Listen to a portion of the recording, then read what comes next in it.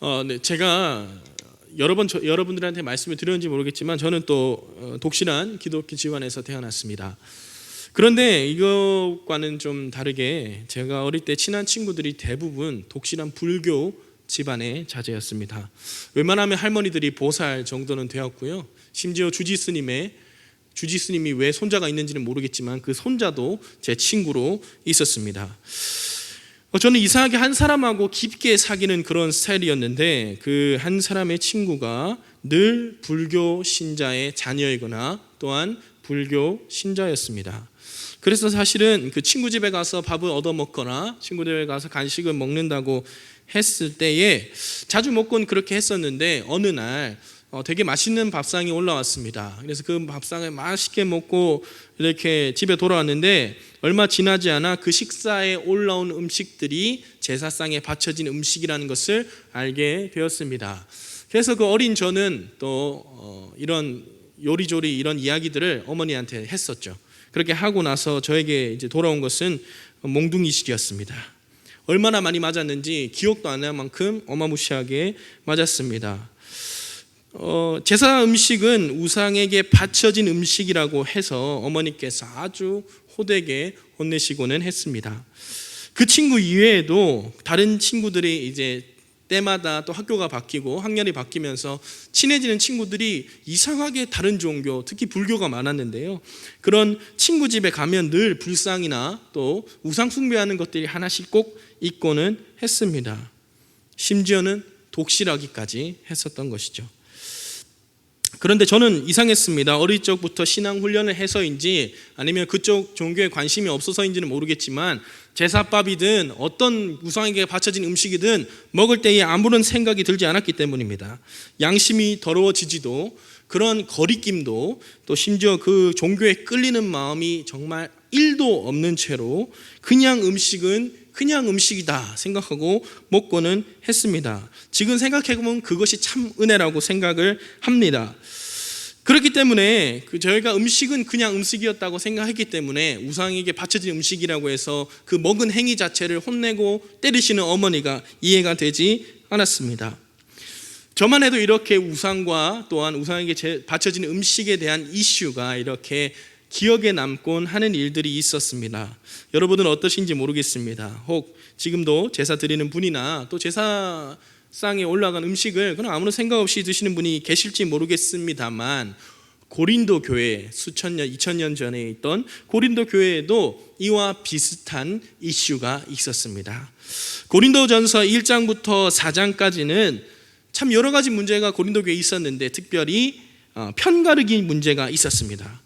그리고 5장부터 7장까지는 음행과 결혼, 재혼, 이혼, 독신 등 그 결혼과 관련된 문제들을 다루고 있고 오늘 본문 8장과 그리고 11장까지에는 우상신에 관한 이슈가 등장하게 됩니다.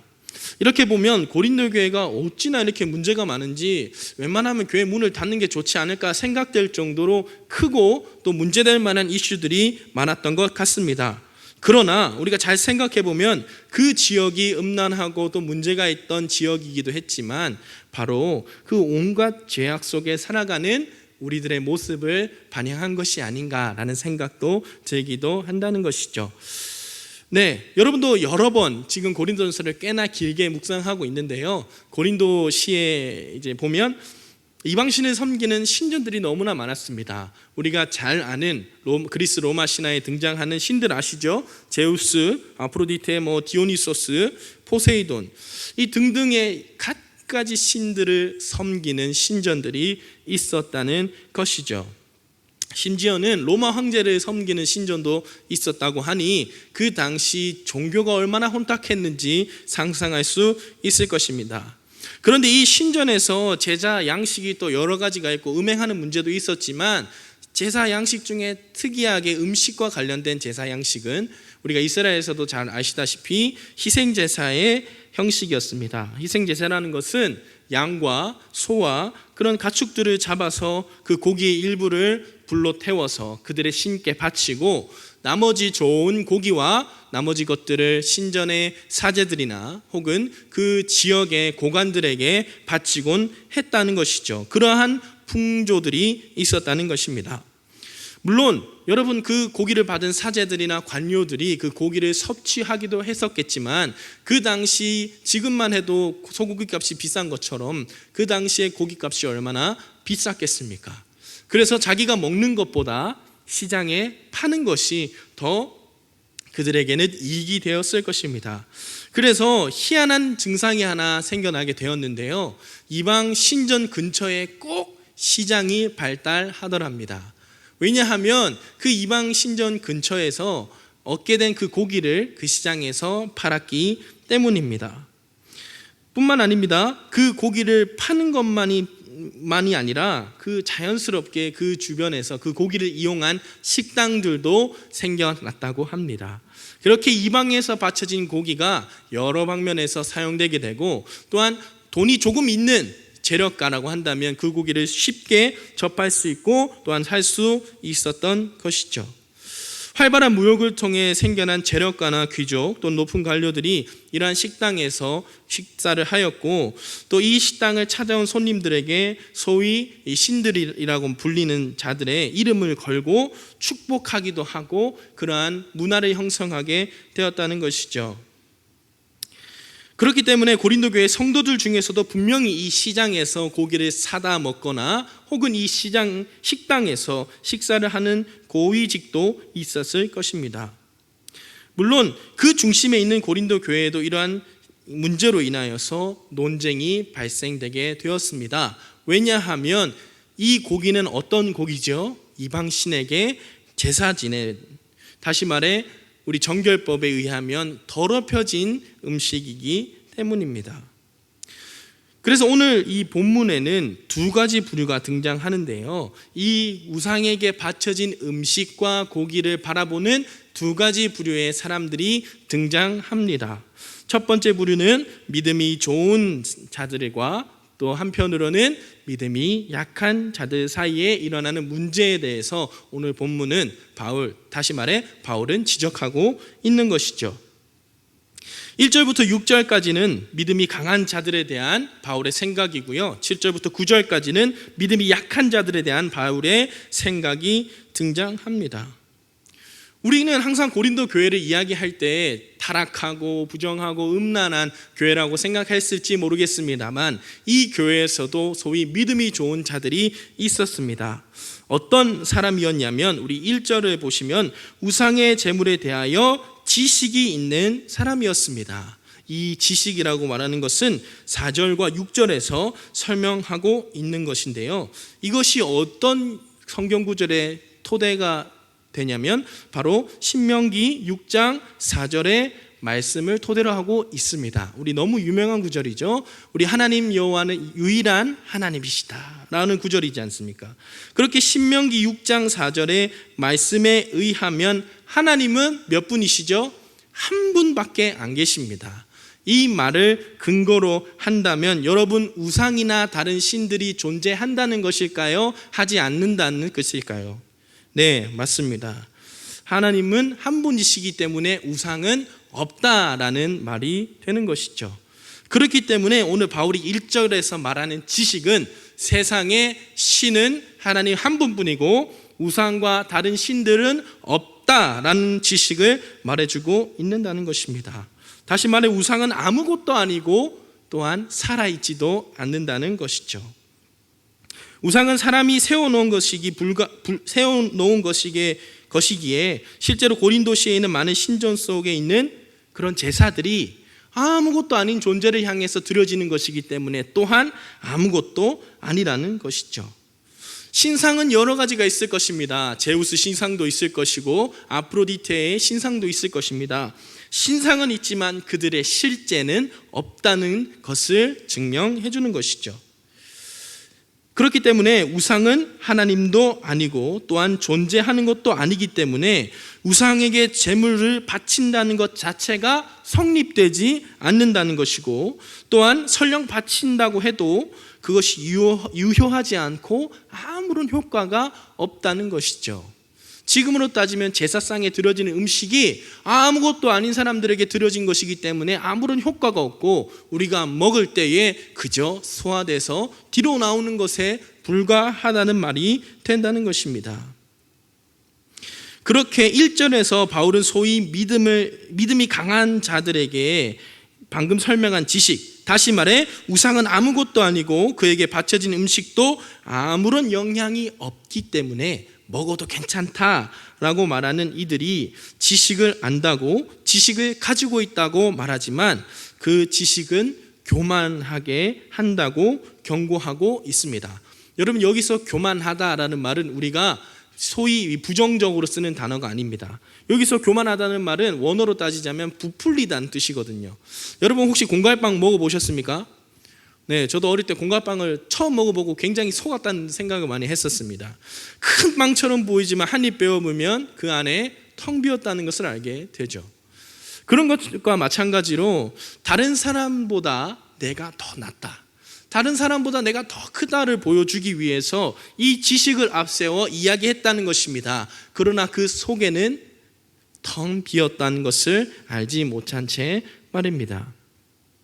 그렇게 바울은 그 지식을 앞세워서 누구를 공격하고 있냐면 바로 믿음이 없는 자들, 다시 말해 우상 앞에 바쳐진 고기를 먹는 것이 자기들의 양심의 가책으로 다가오는 자들에게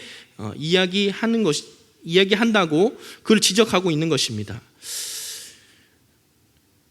그래서 어쨌든 고린도 교회에서 우상에게 바쳐진 고기를 먹는 것에 아무런 거리낌이 없는 자들에게 자신을 드러내는 부풀린 신앙, 교만한 모습이라고 지적하면서 반면에 사랑은 덕을 세운다고 이야기해주고 있습니다. 여기서의 덕은 한국식 표현이고 원문을 보자면, 원문을 조금 더 드러내는 해석을 하자면 건축적인 요소로서 세워짐을 나타냅니다. 집을 세우거나 수리하는 의미로서의 세움을 이야기하는데, 바울은 이 자기의 서신서를 보면 교회 공동체를 집으로 묘사하고 있습니다. 그렇다면 바울이 세운다는 것은 교회를 세운다는 것입니다. 다시 말해 아까 소위 믿음 있는 자들이 자기의 지식을 앞세워서 믿음 없는 자들을 이렇게 평가하고 판단하는 것과는 달리 바울이 강조하고 있는 것은 바로 사랑으로 인하여 높여주고 이해해주는 것을 통하여 교회를 세우는 것을 말하는 것이죠. 불완전하고 부풀림으로 인하여서 여기저기 금가고 문제 있는 집이 아니라 온전한 집을 말하는 것입니다. 그렇게 바울은 무엇을 아는 줄로 생각하면 마땅히 알 것을 알지 못한다고 2절에서 지적하고 있습니다. 이것은요, 지식이 틀렸다는 것을 이야기하지 않습니다. 아까 그 지식이 무엇이라고 했죠? 하나님은 한 분밖에 없다, 그래서 세상에 우상은 존재하지 않는다라는 지식이 틀리지는 않았다는 것입니다. 그러나 분명히 바울은 그 지식 속에 사랑이 동반되어야 한다는 것을 말해주는 것이죠. 여러분, 안다라는 히브리식 개념에 대해서 너무나 잘 설명을 들으셨죠. 네, 아는 것은 단순히 지성적인 의미에서의 안다를 뜻하지 않고, 또한 여기서의 안다는 관계성을 내포한다는 것을 여러분 잘 아실 겁니다. 그러나 이 관계성은 또한 사랑을 전제로 하고 있습니다. 그렇기 때문에 바울은 사랑이 없는 이 지식을 뭐라고 표현하냐면 바로 안고 없는 찐빵이라는 것이죠. 그래서 고린도전서 13장에서 세상의 모든 지식이 사랑이 없으면 아무것도 아니라고 이야기하는 것이 바로 그러한 이유 때문입니다. 그렇게 믿음이 강한 자들에게, 그렇게 신앙이 좋다고 말하는 사람들에게 무엇이 없다? 사랑이 없다는 것이죠.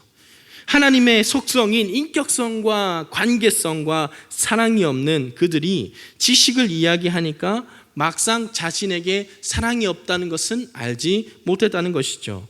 그러나 이들과는 반대로 믿음이 약한 부류도 있었습니다. 믿음이 약한 자들은 아마도 이 본문에 근거하여 해석을 하자면 개종한 지 얼마 되지 않은 이방 신도였습니다.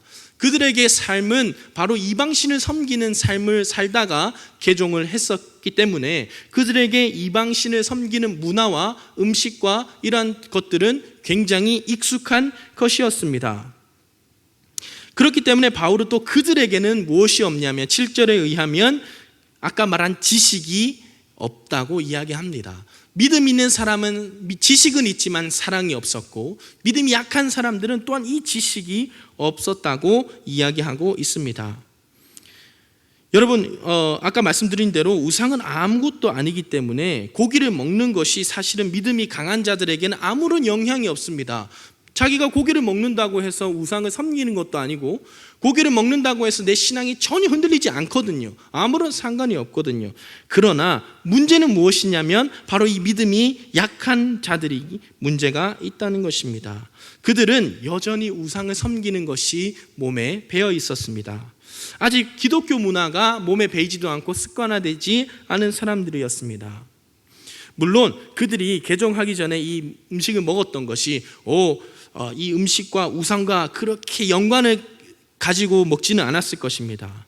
제 친구는 마찬가지입니다. 절에 다니는 친구가 있는데요, 굉장히 독실한 불교 신자였는데 절의 음식을 먹으면서 부처님 하고 먹지는 않았었습니다. 그리고 조상신을 섬기는 소위 말해 제사상 음식을 접하는 사람들이 우리 조상님 하면서 먹는 거를 그렇게 많이 보지 못했습니다. 마찬가지입니다. 이슬람 사람들도 알라 신이요 하면서 이 바쳐진 음식을 먹지는 않는다는 것이죠. 그냥 단순히 음식은 음식으로 먹었을 뿐입니다.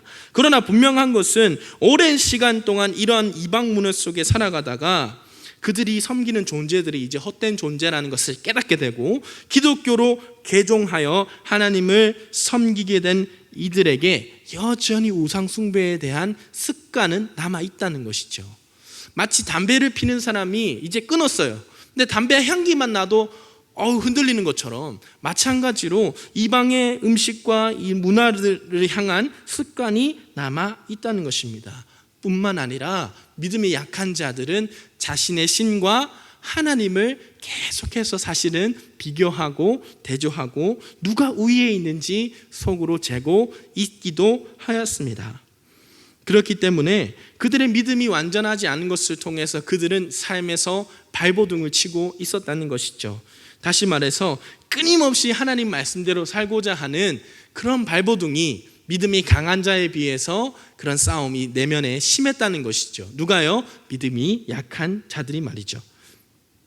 그런데 여전히 그 속에 우상과 싸우고 있는 믿음이 연약한 자들 앞에서 소위 믿음이 강한 사람들이라는 사람들이 우상에게 바쳐진 음식을 먹는다면 어떻게 생각을 하게 될까요? 물론 믿음이 강한 사람들은 그 지식을 강조했을 것입니다. 여러분, 이건 아무것도 아닙니다. 먹어도 됩니다 하고 고기를 뜯었을지도 모르겠습니다. 그러나 그런 아무런 설명과 아무런 그런 것을 통해서도 믿음 없는 자들에게는 납득이 되지 않는 것이었을 것입니다. 왜냐하면 믿음이 강한 자들은 먹어도 아무런 생각이 안 들지 모르겠지만 아까 말씀드린 대로 믿음이 적은 자들은 그 고기를 먹을 때마다 옛날 생각이 났기 때문입니다. 음식을 먹을 때마다 자기가 몸담았던 이방신들을 섬기는 제사 방식들이 생각날 테고요, 또 함께 먹었던 이방신들을 섬기는 무리들이 생각났을 테고요, 또 여러 문화들과 여러 자기들이 즐겼던 것들이 그 고기를 먹는 것을 통해 떠올랐다는 것이죠. 그래서 7절에 믿음이 연약한 자들이 믿음이 강한 사람들과 같이 우상에게 바쳐진 고기를 먹게 된다면 양심이 약하여지고 또한 더러워진다고 말하고 있는 것이죠. 이거는 양심의 혼란이 와서 옳고 그름을 판단할 수 있는 그런 지성이 흐려졌다는 것을 이야기합니다. 이전까지 개종 이후에 이 우상에게 바쳐진 음식도 먹지 않고 완벽하게 이 우상과 분리되어서 간신히 신앙을 가지고 있는데, 겨우겨우 신앙생활을 하고 있는데 이제는 그 모습을 통해 믿는 자들이 고기를 먹는 것을 통해서 어떤 게 옳은 일인지 헷갈리게 되고 약해지고 죄의식을 가지게 된다는 것이죠. 결론적으로 그 사람들이 고기 먹는 것을 통해서 믿음 약한 자들이 시험을 받고 또한 혼란에 빠뜨리게 되었다는 것입니다. 그것이 바로 바울이 말한 바 지식은 있지만 성도를 세우지 못하는 것이라고 저는 생각합니다. 그는 계속해서 8절을 통해서 믿음이 강한 자들의 생각을 강하게 비판합니다. 믿음이 강한 자들이 아무래도 자신들이 갖고 있는 생각과 신념을 아까 말한 대로 교만한 방식을 통해서 드러내고 싶었기 때문에 이렇게 믿음이 약한 자들에게 아무래도 강압적인 태도를 보였던 것 같습니다. 그냥 자신만 먹으면 되는데 그것을 먹으라고 믿음이 약한 자들에게 강요했던 것으로 보인다는 것이죠. 그들이 어떤 마음을 가지고 발버둥 치고 있는지는 전혀 상관이 없는 채 말입니다. 그래서 바울은 지식을 앞세워 믿음을 드러내며 고기를 먹는다고 해서, 다시 말해 믿음이 있는 자들이 고기를 먹는다고 해서 더 신앙이 잘 사는 것이 아니요라는 말은 신앙이 더 좋아지는 것도 아니요, 믿음이 약해서 나는 이 우상에게 바쳐진 고기를 못 먹겠습니다 라고 해서 고기를 안 먹는다고 해서 더 못 사는 것, 다시 말해 신앙이 무너지거나 하는 것이 아니라는 말입니다. 이게 한글 성경이라서 번역이 어려운데요, 제가 한마디로 정리하자면 먹고 안 먹고는 아무런 상관이 없다는 것입니다. 하나님 앞에 그 어떤 것도 좋게 평가받을 수 있는 요소가 아니라는 것이죠. 그러나 아까 말씀드린 대로 믿음 있는 자들이 소위 그들의 지식을 가지고 성도들을 판단하고 평가하고 비판했다는 것입니다. 그래서 바울은 그 평가하고 비판하는 믿음 있는 자들을 이 시간 지적하고 있는 것이죠. 여러분 혹시 비빔밥 좋아하십니까? 비빔밥? 저는 그 비빔밥을 그렇게 좋아하진 않습니다만 어릴 적에 친구가 늘 하던 말이 귀에 맴돌곤 합니다. 비빔밥 중에 비빔밥, 킹 오브 비빔밥은 뭐냐? 부처님 오신 날에 절에서 먹는 거랍니다. 저는 한 번도 안 먹어봐서 모르겠지만 생상을 좀 해봤어요. 산에서 나온 이런 갖가지 좋은 이 나물들로 정갈하게 차려진 밥상이 맛이 없을래야 침이 나오는데요, 없을래야 없을 수 없다는 것이죠. 여러분 만약에 그 음식을, 제가 목회자라고 해서 그 절에서 주는 음식이 어떤 효과가 있겠습니까? 아까 이미 말씀드린 대로 아무런 효과가 없는 것이에요. 그런데 잘 보십시오. 제가 목회자가 되겠다고 해서 부처님 오신 날에 우리 종각에 있는 모 사 있지 않습니까? 큰 사에 가서 비빔밥 먹는다 칩시다. 제가 만약에 담임 목사라 해가지고 광고를 냈다 쳐요. 자, 이번 부처님 오신 날 담임 목사님 저기 가서 비빔밥 먹습니다 라고 했다고 칩시다. 그 성도들이 어떻게 생각하겠습니까? 조금 더 자세히 얘기해 볼까요?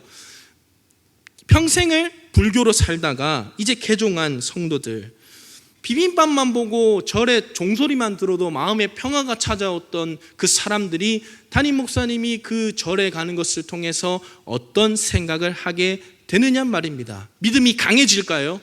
저건 아무것도 아니니까 우리 하나님이 대단하신 분이다라는 생각을 하게 될까요? 그렇지 않다는 말입니다. 제가 강도사인데요, 가가지고 스님들이 입는 옷 아무것도 아니니까 제가 이 회색 옷 입고 다닌다 칩시다. 설교할 때 회색 옷을 입어요. 어떨 것 같으십니까? 개종 평생을 불자로 사시다 개종하신 성도님이 과연 그것을 중립적으로 볼 수 있겠습니까? 아마 옛 향수를 불러 일으킬 것입니다. 에이 뭐 목사님도 가시는데 나도 가지 뭐, 에이 강도사님도 저거 하시는데 나도 하지 뭐. 자주 보게 되면 자주 가게 되고, 자주 가게 되면 자주 하게 되고, 자주 하게 되면 그곳에 물들게 마련입니다. 여러분 하나님을 떠나는 자리는 항상 끌리게 마련입니다. 죄송하지만 선악과를 따먹지 말라고 이야기하셨을 때 선악과를 먹는 것은 우리에게 너무나 유혹적입니다. 그와 같이 이방신을 섬기는 문화에서 우리가 스스로 구별하고 구분짓지 않는다면 그 문화 속에서 이방신을 섬기는 것은 시간 문제입니다. 그만큼 끌리는 것이 하나님을 떠나는 자리입니다. 여러분, 저와 여러분들이 절대 장담할 수 없는 것은 우리의 본성이요, 우리가 하나님을 떠나고자 하는 것에 있다는 것입니다. 우리가 결단코 우리를 스스로 지키지 않는다면 우리가 하나님을 떠나는 것은 순식간입니다.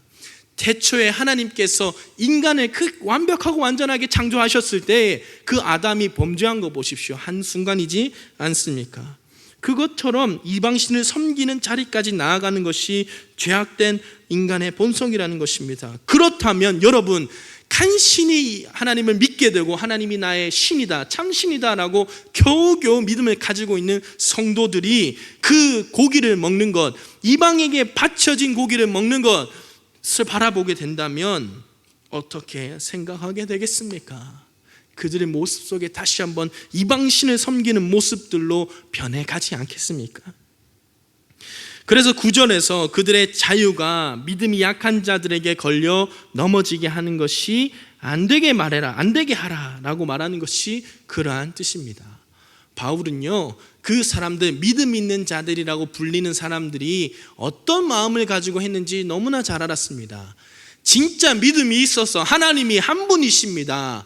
절대 우상이 없습니다라고 온전한 믿음을 가지고 자기가 스스로 우상에게 바쳐진 음식을 먹는 것에 대해서 아무런 영향이 없는 것은 괜찮습니다. 그러나 그 마음속에, 그 중심 속에 이것을 내가 신앙의 또는 믿음의 표본을 삼아서 이 연약한 자들에게 가르쳐야겠다, 보여줘야겠다, 다시 말해 교만하게 부풀려서 보여줘야겠다라고 생각했기 때문에 바울은 그것을 지적하고 있는 것입니다. 음식을 먹는 것은 개인의 자유입니다. 그러나 그것을 통해서 지체가 넘어지는 것은 문제가 있다는 것이죠. 자, 이 지체가 누구냐? 바울은 계속해서 설명합니다. 주께서 그를 위하여 죽으신 남이다? 아닙니다. 주께서 그를 위하여 죽으신 우리의 형제라는 것이죠. 자, 다시 말해 우리 형제를 넘어지게 하는 것, 그것은 결국 형제를 죽이는 것이라는 것입니다. 고기 하나 먹는 것으로 형제를 죽인다면 나는 13절에서 그래서 그 성도와 형제를 살리기 위해 고기를 먹지 않겠다는 것이죠. 그것이 바로 하나님과 하나님의 교회를 세워가는, 성도와 또 교회를 세워가는 지식과 사랑이 동반한 그러한 방법이라고 바울은 이야기하고 있는 것이죠. 바울이 권하는 삶의 방식은 자유로운 삶이 아니라 복음입니다. 자, 다시 말해 성도를 살리는 일에 자신의 자유와 권리를 포기하며 살아가는 삶이라는 것입니다. 여러분, 고기 먹는 건 자유입니다. 그러나 바울은 고기를 먹지 않기로 결단했습니다. 왜요? 한 사람이라도 아무쪼록 구원하기 위함이라는 것이죠. 오늘 실제로 그런 행동 때문에 고린도 교회 및 여러 이방에 존재하는 교인들이 구원을 받게 되었다는 것입니다. 여러분, 또한 이것이 하나님의 아들 예수 그리스도께서 모든 것을 내려놓으시고 내 이득과 내가 취할 수 있는 모든 이득을 내려놓으시고 인류를 구원하기 위해 십자가를 지신 그 길이 바로 그러한 모습이지 않겠습니까? 그래서 바울이 말한 복음은 바로 모든 것을 내려놓더라도 한 사람을 구원할 그 방법, 그것이 바로 그의 복음이라는 것입니다. 여러분은 어떤 교회를 세우시기를 원하십니까? 아니요, 여러분은 어떤 교회가 되기를 원하십니까? 우리들 속에 여러 신앙적인 기준이 있을 것입니다. 새벽 기도를 나와야 하고 주일 예배를 잘해야 되고 11조를 해야 되고 여러 신앙적 기준이 있을 것입니다. 그러나 그 기준들 속에서 남을 판단하고 평가하고 비판하는 것을 보여준다면 여러분, 그것은 오늘 소위 말하는 믿음 있는 자들 내 교만한 모습과 다르지 않다는 것입니다. 바울은요, 그 평가보다 덮어주는 것을 우선시했습니다. 그것이 바로 또한 주님의 방법이기도 했다는 것이죠.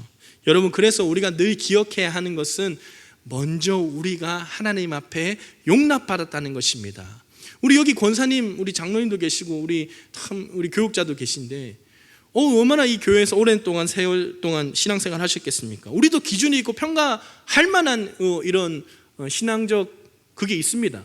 그러나 우리가 기억해야 될 것은 목사라도 전도사라도 장로고 집사고 권사고 먼저 주님께 용납을 받았다는 사실을 기억해야 한다는 것입니다.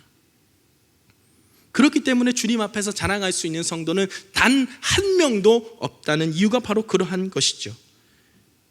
그렇기 때문에 우리가 구원을 받는 방식은 이렇게 부릅니다. 은혜라고 말입니다.